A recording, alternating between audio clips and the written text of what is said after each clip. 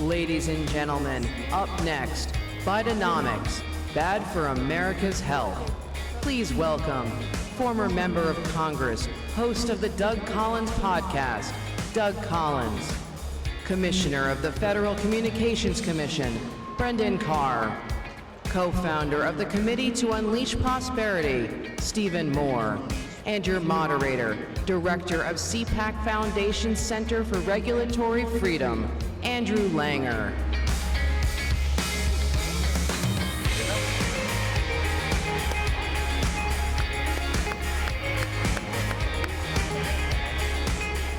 Gentlemen, please. Well, good morning, CPAC. How is everybody doing this morning? You can do better than that. I know it's early, but how are y'all doing? So we are here to talk about Bidenomics and the issue of regulation, and I'm going to tee it off immediately because we've got a limited amount of time. Gentlemen, one of the things we've been talking about at CPAC and with our friends in the movement is something my colleague Wayne Cruz calls the whole of government approach to regulation. The innovative ways in which the Biden administration is going after regulatory issues. For example, normally we know that they want to get price controls on pharmaceuticals. Normally they would go through HHS or the Center for Medicare and Medicaid Services. But Doug, they're doing something really interesting with the National Institutes for Standards and Technology, which as I understand they run the atomic clock. Talk about March In and what that means for the pharmaceutical. Well, great. It's great to be here. How many of you are ready to find an end to the Biden administration right here? I think starting right here. Because I don't know about you, but I'm tired of the government approach. And by the way, we as conservatives have got to take our initiative that says it's small government, limited government, and action of the free enterprise system, and also what we believe is actually property. Our thought rights, our property rights, those are kind of things that actually matter in this country. And Andrew, what you just asked was an interesting question, because if you don't understand this, here's a secret for all of you at CPAC. I'll whisper like he does. Biden wants to take over. That's exactly what they want to do. Right. They want to take everything, and from a government approach, when you get into the issue of March In, and that sounds like they were doing some kind of military thing. This isn't March In. What this is literally is marching in to where they have people who have taken government funds to find new and innovative solutions across the spectrum of products in which that have come to our markets. What they're wanting to do, though, is if you've taken government money, the government wants to come in and then take your patent, take your intellectual property, and then they can do whatever they want to with it. This will send us back to pre-1980 Ronald Reagan. How many of you want to take a trip back to Jimmy Carter days? Is there anybody in the place longing for that? No, nobody wants to. So what we've got to understand here, and I think when we look at our economy, the question is are we going to believe in American exceptionalism? Are we going to believe that Americans have the ideas and that property rights matter? Those are the things that you think of, you dream of, they come from the heart. We've got to be a part of that. The greatest expansion of pharmaceutical research occurred in the years after the Bayh-Dole bill was passed, 1980. The Biden administration wants to take us back.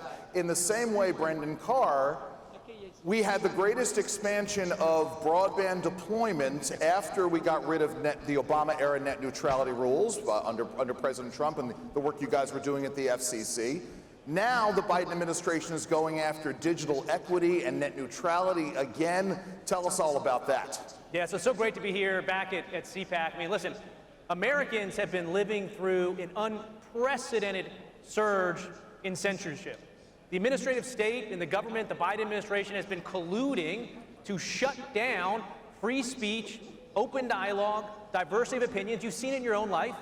Any discussion about the Hunter Biden laptop story to run up to the last election, censored. Any discussion about the potential origins of COVID-19, censored. Discussions about how we should respond to COVID itself, censored. And the reality is this: the administrative state, the powerful arms of the government, all the three-letter agencies, they have been controlled for approaching 16 of the last 20 years by Democrats. And just look what's going on. As you noted, the government right now is looking to impose digital equity rules on the internet. Rules of unprecedented sweep to control everything that takes place on the internet. They're looking to put back Title II net neutrality rules, which are another way of just controlling the internet. Just this week at the FCC, we voted to require all broadcasters to publicly post race and gender scorecards. Listen to this. This is important stuff here. That list the demographics of all their employees. Why? because activist organizations want to use that information to pressure businesses into hiring people, or not, based on their race and their gender. So what's going on here? These aren't isolated pinpricks. It goes back to a lot of causes, but one main one. This extreme version of identity politics and everything else is downstream. Once you divide America into oppressor groups and oppressed, then of course we can take the rights away from the oppressor groups. Of course they don't need the First Amendment, but that's just the beginning. You know, free speech is the counterweight to government control. Amen. And there's a straight line from the ballot box to the soapbox. Hear, hear. As soon as they say, we don't trust you with what to say, they move very quickly into, we don't trust you in terms of who you get to vote for. Steve, let's pull it back to the 30,000-foot level and talk about the macroeconomics of regulation. We know that President Trump kept regulatory costs stable at about $2.25 trillion annually, which is high, but he kept it stable, which is important. Under the first 3 years of the Biden administration, it's skyrocketed. We're now looking at a regulatory state that's over $3 trillion a year. If we stay on this trajectory, it's looking like $7 trillion a year by 2030. What does that mean for the American economy if we don't change that trajectory? Well, great to be with you all, by the way, and be back at CPAC. And I don't know about you guys, but this is a thrill of a lifetime for us to be the warm-up act for the greatest president in the last 50 years, Donald J. Trump. There we go. But when you asked about regulation, I get the Wall Street Journal app on my phone. I don't know how many of you have seen this, but it was just announced literally 10 minutes ago that have you heard about this? Joe Biden is going to rename the BATF. No, I have not heard this. Yeah. Tell me you're not teeing up a joke here. No, this is not a joke. It's now going to be called the Bureau of Alcohol, Tobacco, Firearms, Gas Stoves, Air Conditioners. By the way, they're not going to take away our gas stoves, are they? We're not going to let them take away our cars, our gas stoves, or air conditioning. All right. So you asked about the impact of Biden's regulations. So just to put it in terms that people can understand, under Barack Obama, who was the second worst president in the last 50 years, Joe Biden is the worst president of the last 50 years. Under Obama, the average family saw their costs rise by $5,000 per family because of regulation. Right. Under Donald Trump, are you ready for this? The average regulatory cost per family fell by $3,000 per family, and under Biden, it's been raised by another $6,000. So regulation is a tax on the American economy. The increase in the inflation rate did not happen by accident. By the way, when Donald J. Trump left office in January of 2021, the inflation rate was 1.6%. Right. In 18 months, I don't know how he did this, in 18 months, Joe Biden took the inflation rate from 1.6 to 9.2%. Do you think this is intentional? Are they trying to screw the economy up? Because if they were trying to, they couldn't do a better job. It's directly related to the regulatory burden that is such an enormous cost to the American economy, and also all of the other policies. When it comes to energy, we have to get back to the Trump policy of drill, baby, drill when it comes to energy and use all our resources. Absolutely. Final thing I'll say, and then I'll turn it back to you. Go right ahead. Is that when it comes, I'm embarrassed to say this, literally last week I turned 64. So I am now eligible for Social Security. I'm going to continue to work, but here's the point I want to make. One of the most evil left-wing organizations in America is the AARP. Right. And I want to make sure that we're going to make a pact here today. I want to make sure that nobody joins the AARP. They are responsible for trillions of dollars of taxes, trillions of dollars of higher spending, and by the way, they are bought. The AARP is a functionary of the health insurance companies that are ripping off America. So let's make a pact today. We're not joining the AARP. Here. Amen. I was going to ask you if we should start saying, hey, hey, ho, ho. The AARP has got to go. You beat me to it. Gotta go. But while we're on this subject, Doug, let's talk about this issue of consumer choice, the supply of medical care in America, and the regulations that stand in the way of that. Well, Steve just brought up a great point. And the question is, folks out there, I want you to understand, in this room, we're together. In this room, it's easy to talk about conservative thought. But if we don't take these messages Steve's talked about, Brandon's talked about, that we're talking about here, and you explain it to people who do not watch, they actually get up, I mean, it's a shocker. They get up every day, they feed their families, they go to work, they come home, they do the things that normal Americans do. We've got to understand it. So let me break it down for you. Please. The Biden administration, from the open border, which, by the way, I hear a lot of people talk about voting and citizenship and everything. Really what that is, they're opening the border so they can expand government services, folks. Think about this. They're expanding government services for everybody when they're doing this. But then it gets sinister. And I know this issue of March in, this issue of now health care costs is really where they're wanting to attack the ability for us to be the healthiest country in the world, the most innovative country in the world, where we can actually have health care that matters to people. And they're doing it at your local street level. There's a little evil thing out there, and it's 3 letters called PBM. Yes. Pharmacy Benefit Managers. Thank you. If you understand, if you get it, if you not, look it up. Pharmacy benefit managers are what is strangling your neighborhood pharmacies. They're making costs go up, and they're doing it on government taxpayer dollars and state health benefit plans across this country. Now, they don't like me at all. I don't care, because I'm going to tell the truth. When you are taking businesses and you're causing healthcare costs to rise, opposed to what they actually say, and you're making businesses go out of business because they want to control everything, then this is where the Biden administration, with their help, they would rather go after, quote, big bad business instead of going after these businesses that are actually taking dollars out of your pocket. Wouldn't you like to have health care that is affordable? Is there anybody in here that would not want that? Right. I think this is what we've got to understand. But this PBM issue, this health care issue, and also if you take away the intellectual property, there's no incentive to do anything. Democrats want you to be dependent on government. They want to control it all. This actually dovetails nicely into this other issue, and it gets back to the March-in issue and the issue of innovation. And Brendan, I want to talk to you, and Steve as well would like to get your thoughts on this. Because as we said, as we were closing with your early remarks, Doug, this issue of spurring innovation, if your intellectual property rights are under siege, you are not going to invest in research and development because you're not going to be able to recoup that investment. Certainly with regards to the internet and the various ways the Biden administration and the left wants to take over the internet, that certainly happens. Brendan, talk a little bit about that, and then Steve, I want to get your thoughts on this as well. You know, one of the things we talk about this massive expansion of government and the administrative state, and one of the things that's so concerning about that is how we're seeing it being weaponized against people that don't share the same politics as the current administration. There's a lot of examples I could use here, but one is Elon Musk. President Biden stood at the podium inside the White House, adorned with the official seal of the President of the United States, and said that Elon Musk is worth being looked into. This was after, of course, Musk said he wanted to bring free speech back to social media. Reporters said, well, how can you look into him? The president looked down and said, there's a lot of ways. And there certainly are. Since then, we have seen an unprecedented surge in regulatory harassment. The FAA, the DOJ, the Southern District of New York, even the FCC, where I work, have taken regulatory action against Elon Musk. In fact, the Fish and Wildlife Service went after him because during a Starship launch, there was apparently a handful of blue land crabs and some bobwhite quail eggs that were charred.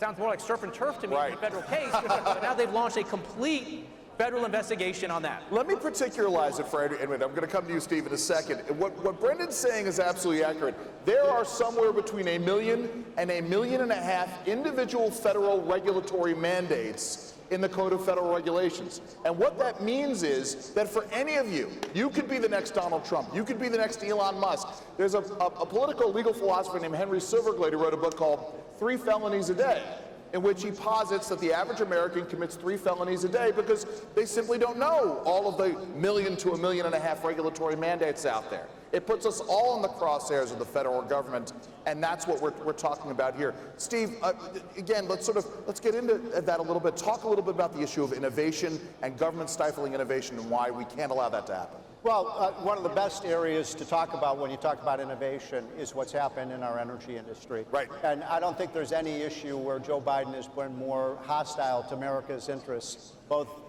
from an economic standpoint and a national security standpoint, than on energy.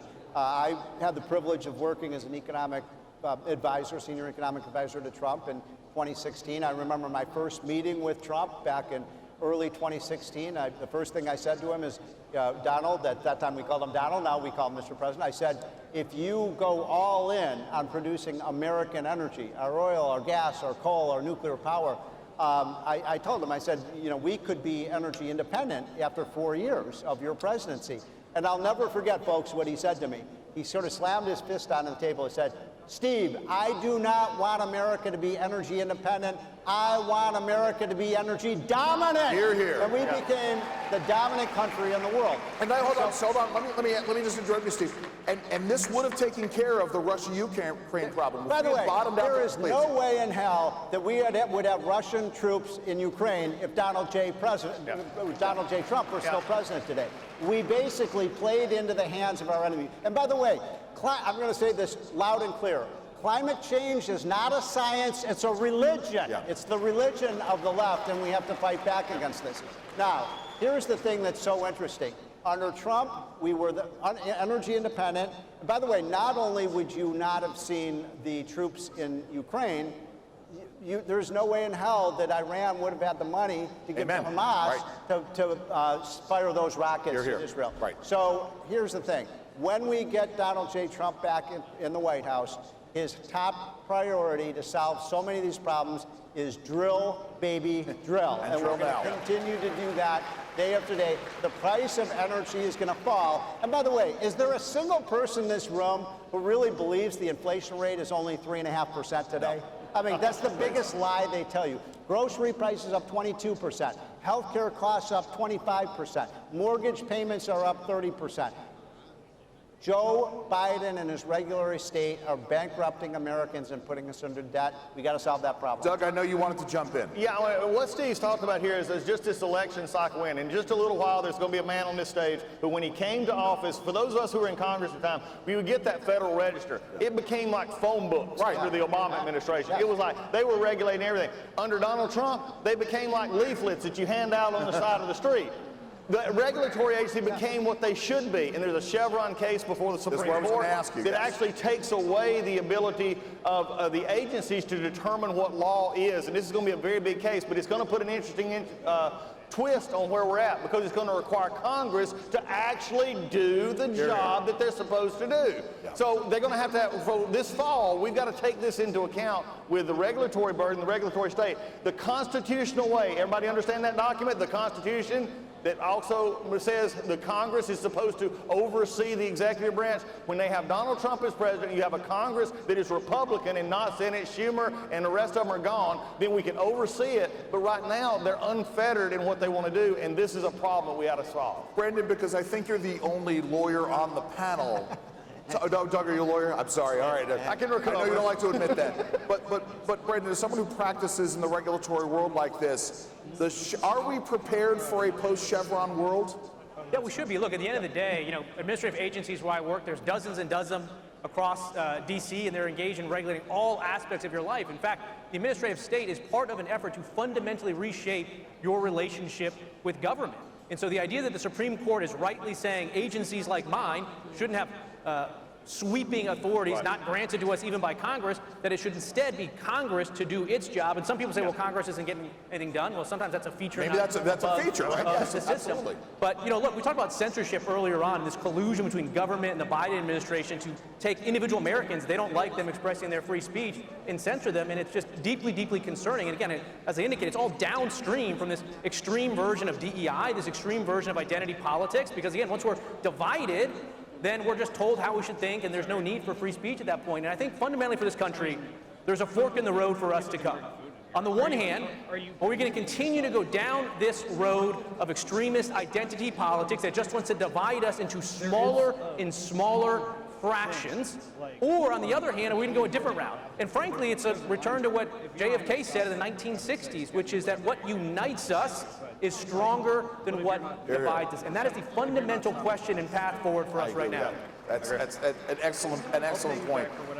Steve, you know, as someone who helped shape our economic policy, and I'm hoping is going to help shape our economic policy for many, many years to come, you are putting out a daily newsletter that you do from the Committee to Unleash Prosperity. How do you keep tabs on everything? How do these folks keep tabs on everything? Well, thank you for mentioning that. Folks, I'm not selling you anything. because there is no inflation in the price of the Committee on Unleashed Prosperity hotline. It is absolutely free. So I want you to all sign up for that. Just go to committeeunleashedprosperity.com. That's committeeunleashedprosperity.com, and we will send you the hotline every morning for free. Now, I want to make one, because I only have one of the most important things, and please tell the president this when he gets here. I believe the single greatest error that this country has ever made, or at least in any of our lifetimes, and I wonder how many of you would agree with me on this, and tell the president this. Never, never, never again should we let the government shut down our schools. Amen. Never Absolutely. again should we let them shut down our businesses. Never again should they shut down our restaurants. Never again should they shut down our churches. Never, never again. This was the most unconstitutional delegation of power ever again. And I guarantee you, if Joe Biden is reelected, they're going to try to do it again. They're going to use climate change to shut down our economy. Never again. Hear, hear. There we go. I know, Doug, it's hard to top that, but I want to get your thoughts. What is the last message you want to leave these fine people with? Well, the first message is it's amazing from my home state of Georgia that Jimmy Carter continues to rise in the standings with Obama and Biden. It's pretty amazing here. Yeah. Going from worst to now to third worst. But the main thing I want to do is this, folks, do not assume this election is in the bag. The things we've talked about here are things that are not going to ever hit the front page. And many of us go around saying, you know, Donald Trump's going to win. Joe Biden can't even find his way off stage. He shuffles around. He does everything else. But, folks, if we don't get out and share that message, and we share it in a productive way, and we get people into to vote, and we get people into this message, then we have a chance of losing the very freedoms that make us. And I'm not about to be a part of the generation that says, I'm not going to sit back. I'm going to actually do something. Is there anybody else in this audience that wants to join me and says, Donald Trump, lead us back to where we need to go so that we can then put Biden and the rest of the Democrats back where they belong? Yeah.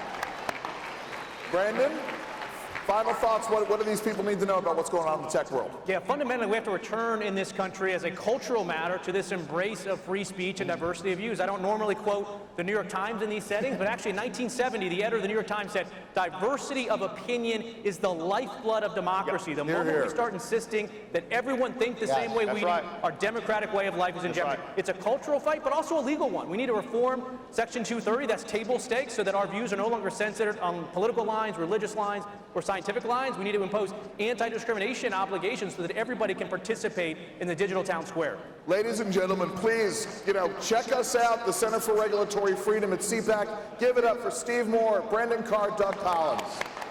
Thank you all very much. Thank you all. Thank you. Thank you all very much.